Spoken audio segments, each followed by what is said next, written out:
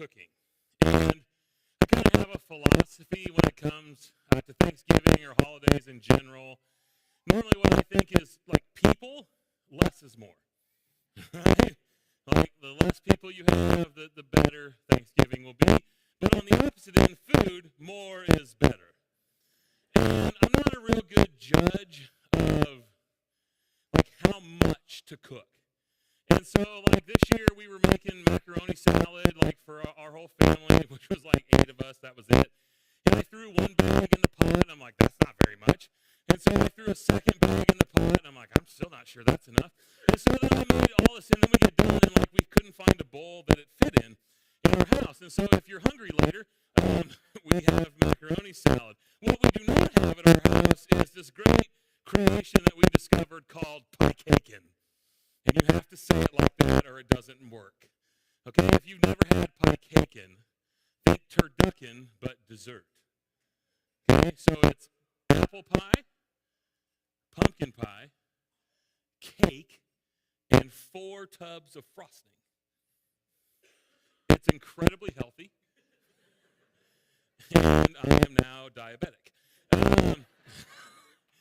There's none of that left at our house, in case you wanted.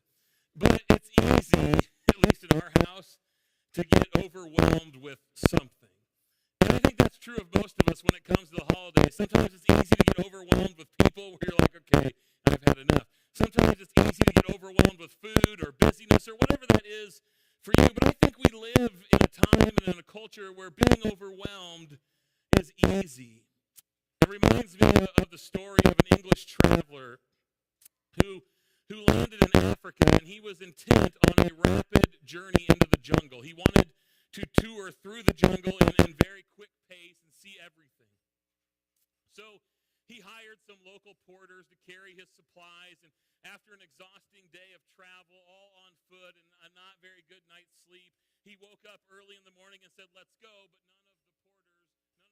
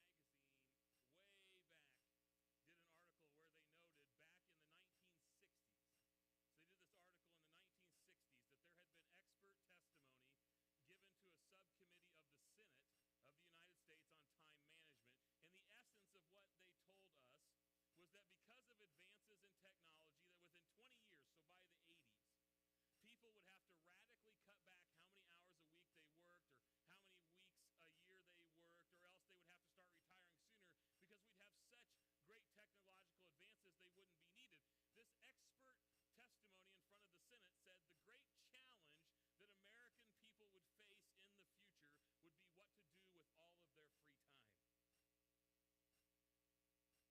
well, I don't understand, why aren't we moving? If you have kids, you better not even remotely amen that this morning, right? Yeah, me either.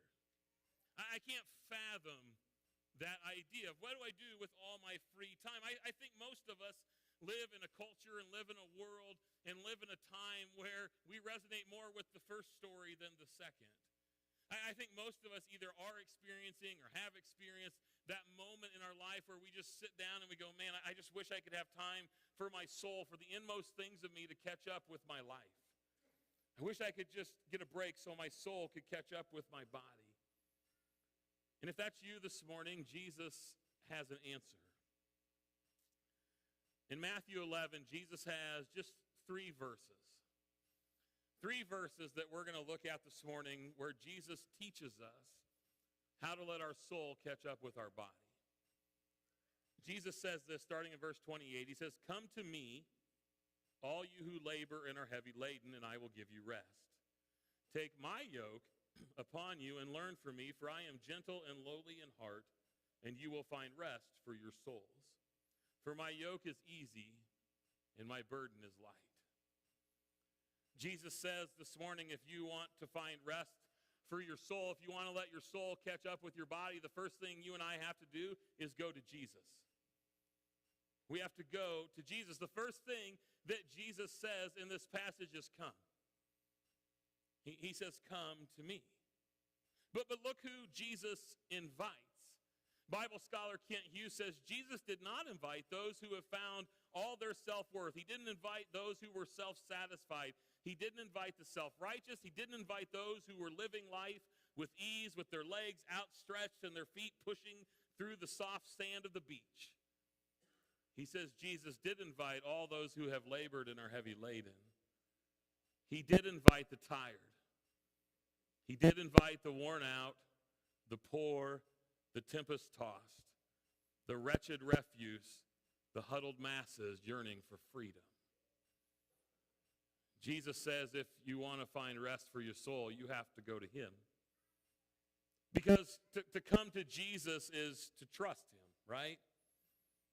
That we come to Jesus and we trust that his way is better than ours. We trust that in Jesus, you and I can find something that we have been incapable of finding anywhere else. And the reality is that's what all of us long for, right? We long to rest in a peace that defies explanation. And not just when we die, right? But while we're alive. That's what we say most of the time, right? Well, when I die, then I can rest. And I think sometimes we say that jokingly, but the reality is that's what we really think. We think that the only time I will ever find peace or rest is when I'm resting in peace. But Jesus says there's an inward and an outward peace that comes, but it only comes from being in a right relationship with Jesus. And I don't know about you this morning, but that makes sense to me. It makes sense to me that my life would be restless when I'm not in right relationship with Jesus. Because in my life, when I'm in wrong relationship with the most important people in my life, I get no rest.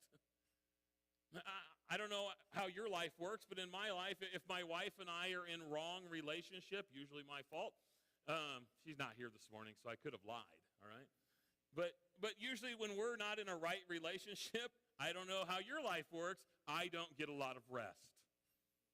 When my kids and I are in wrong relationship, I don't get a lot of rest.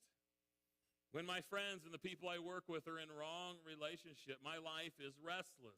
And Jesus says if you and I this morning are restless, if we feel like our soul needs to catch up to our bodies, if we feel like we have no peace, the place we start is our relationship with Jesus.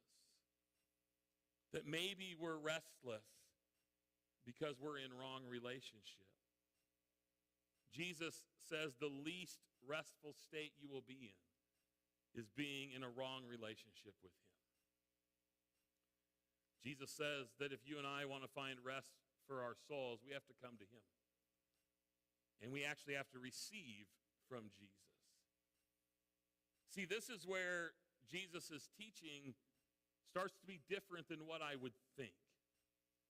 See, when I think of rest or peace, I would assume that Jesus would say, come to me and lay down and do nothing. Like that's what I think Jesus would say. That Jesus would say, if you want to find rest, it's like 3 o'clock in the afternoon on Thanksgiving, right? I think Jesus would say, you've had a full meal, now go lay down, turn the football game on, don't watch, and fall asleep. That's what I would say if I was Jesus. If you want to find rest, come lay down, do nothing, turn off your phone, and everything will be fine. But that's not what Jesus says. Jesus actually says he has something to lay on us, something for us to receive. Well, that doesn't make sense to me because I've always thought that rest is found by taking a bunch of stuff off, by leaving a bunch of things, by getting rid of everything. And Jesus says, no, I have something for you. Jesus offers to take off the yoke of the world and to get rid of the things that are burdening us and wearing us down, but he says, but I have another yoke for you to put on. And I think most of you know this, but a yoke in Jesus' day was a heavy wooden bar that fit over the neck of an ox so you could pull a cart or a plow. And the yoke could be put on one animal, or it could be shared between two. And in a shared yoke, one of the oxen normally would be much stronger and much older and much more experienced than the other.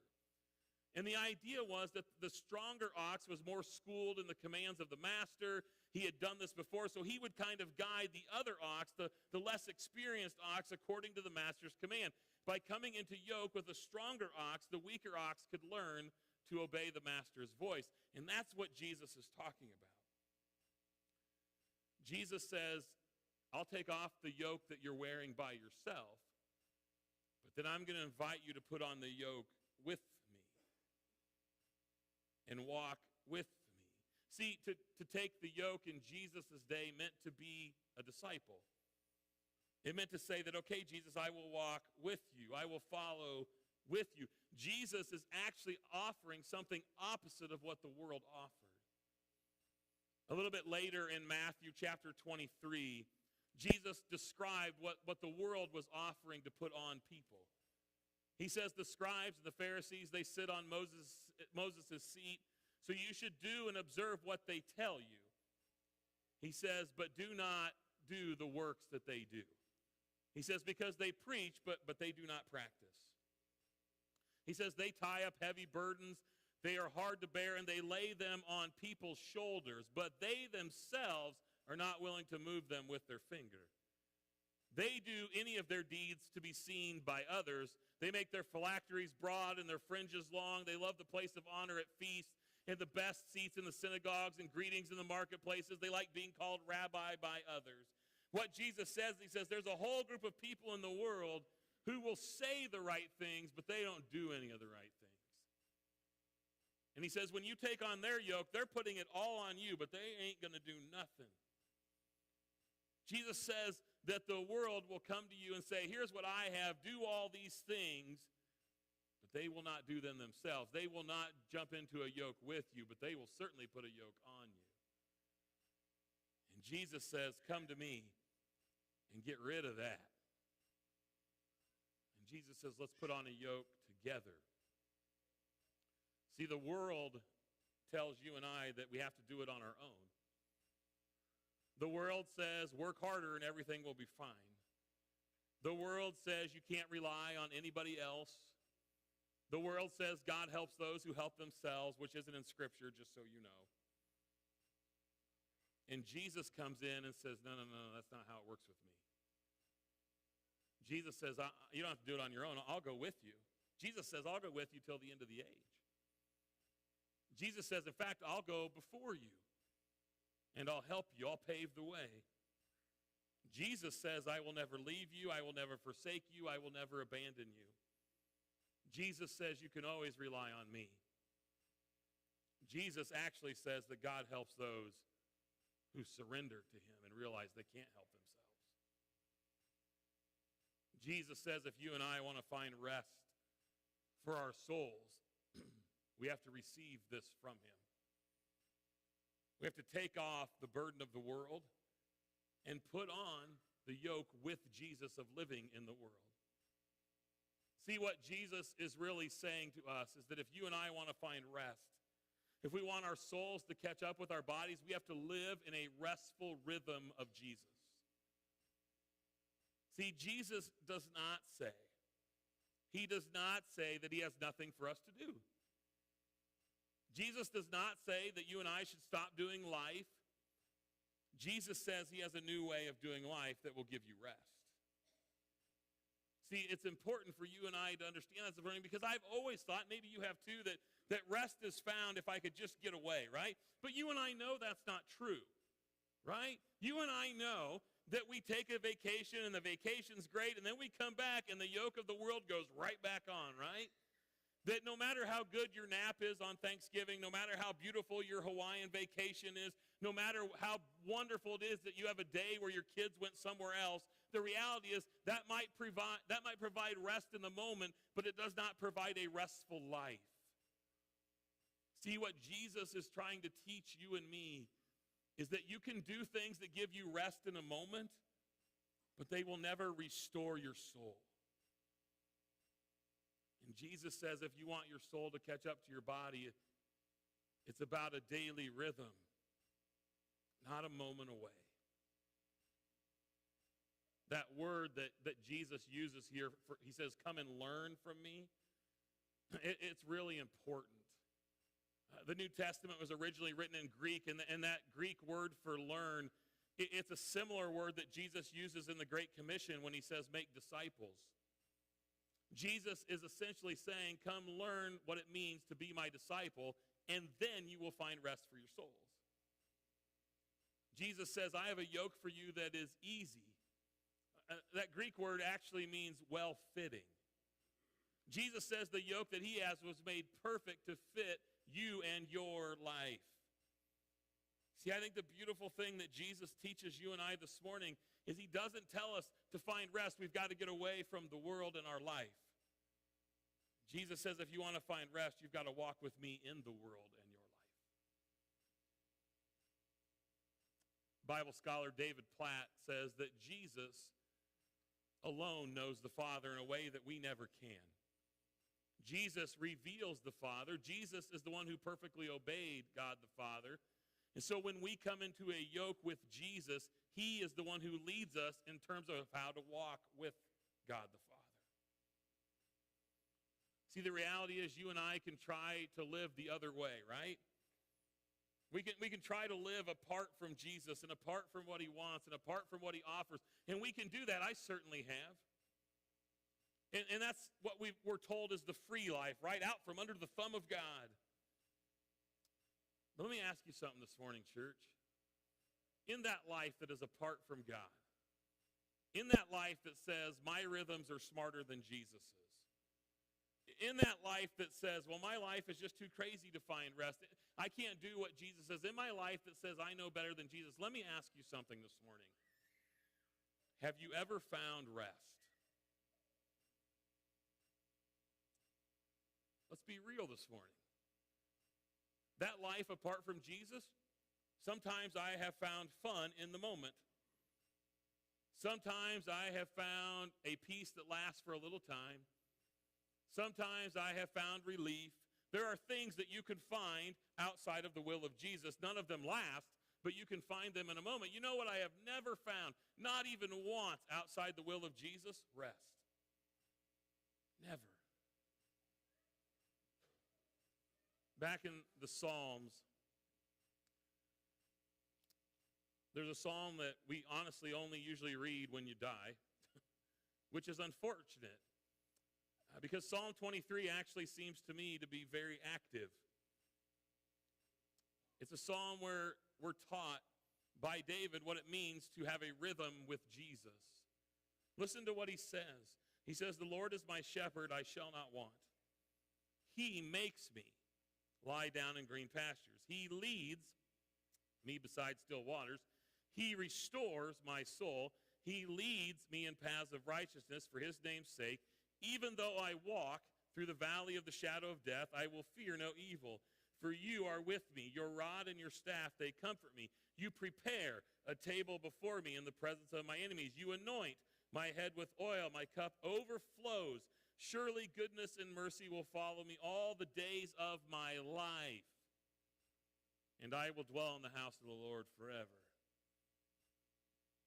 Church, that seems to be an offer for now. I didn't catch in Psalm 23 where Jesus said, or David said, hey, when you die, then I'll lead you beside still waters. Then I'll restore your soul. Then you'll have nothing. He didn't say that. He said all the days of my life. My life today and my life eternal. See, I think the point that Jesus is making and the point that David is making is really simple. He who has Jesus has rest. He who has the Son has rest. See, here's the reality this morning, church. You and I, we're going to live under the yoke of something. Let's be real. We're going to live under the yoke of something. And let me ask you this morning, don't you want something better than the yoke of the world? I mean, come on. How heavy is the yoke you carry when you walk outside of Jesus? Has it really ever brought you rest? Has trying to climb the corporate ladder brought you rest? Has partying every weekend brought you rest? Has sexual immorality brought you rest? Has the perfect girl or the perfect guy brought you rest? Has education brought you rest? Has all the stuff that you and I bought, the house, the car, the vacation, the hot tub, has any of that brought you rest? Would a Husker victory on Friday have? Well, that's close. But you and I both know we're never going to know. But in all seriousness this morning, church, you and I know that none of that really brings lasting rest. Even the good things. There's nothing wrong with vacation. There's nothing wrong with a day where the kids are somewhere else. But it will not restore your soul. You know how I know that? Because none of those things died so you could live. Only Jesus can set my soul right. So I have to learn to live in the daily rhythms of who Jesus is and what he's done. I've shared this story before here, probably multiple times. But it's a story, if you remember, of a man named Charles Templeton. If you remember the story, Charles Templeton was one of the best friends of Billy Graham, the great evangelist, and Charles Templeton was a good evangelist in his own right. But at some point in his life, Templeton ended up doubting his faith and walking away from Jesus. He even wrote a book about his farewell to God. He became a major critic of Christianity. And when he was 83 years old, Lee Strobel interviewed him for his book, A Case for Faith. And in that interview, if you remember the story, Strobel asks him, and he says, "What's your assessment of Jesus now? At 83 years old, long after you've who is now gone." Church, can I suggest this morning that if you and I feel like our soul needs to catch up with our body, can I suggest this morning that if you and I feel restless, if you and I feel like we are worn out and can't go on, maybe what we really need is to get back with a friend that we've forgotten. Maybe what we need is to go to Jesus, the only friend who can restore our soul. Maybe. If you're here this morning and you feel like your soul is way behind your life, maybe it's because you're missing a friend that you once knew a little bit better than you do now. But church, here's the good news. As the band comes this morning, that friend never left. No matter how far you walked away or how far you ran, no matter how long you've been gone, Jesus has been in the same place all the time. He's just waiting for you to come home. His invitation to you and to me has never changed. He says, "Come." In Matthew 11, I love how the Message paraphrases what Jesus says. I want you to listen this morning. I want you to sit this morning if you're tired and worn out. If you feel like your soul needs to catch up to your body, I want you to close your eyes for just a moment. I want you to close your eyes. I want you to focus on what your friend Jesus has to say and the invitation that he has to offer our restless souls. He says, "Are you tired? Are you worn out? Are you burned out on religion? Then come to me. Get away with me and you will recover your life. I will show you how to take a real rest. Walk with me and work with me. Watch how I do it. Learn the unforced rhythms of grace. I won't lay anything heavy or ill-fitting on you. Keep company with me, and you will learn to live freely and lightly." Church, one might say you'll find rest for your soul. That's our invitation this morning. It's pretty simple. We invite you to come to Jesus. We invite you to sit at his feet. We invite you to put his yoke upon you and to learn an unforced rhythm of grace. See, the beauty of Jesus is he doesn't tell you you have to leave the world to find rest. Jesus said, I'll come into your world and give rest to you. His invitation is easy. His burden is light. But it was not cheap. This morning, church, you need to know that Jesus' invitation cost him everything. He had to give his life so that you and I could live. So my question, church, is who else would you go to restore your soul? There is nothing else in this world that died so you could live. So Jesus says this morning, if you want to live a restful life, free of the burden of sin, then all you have to do is come. All you have to do is come to Jesus, and he will give you rest for your soul.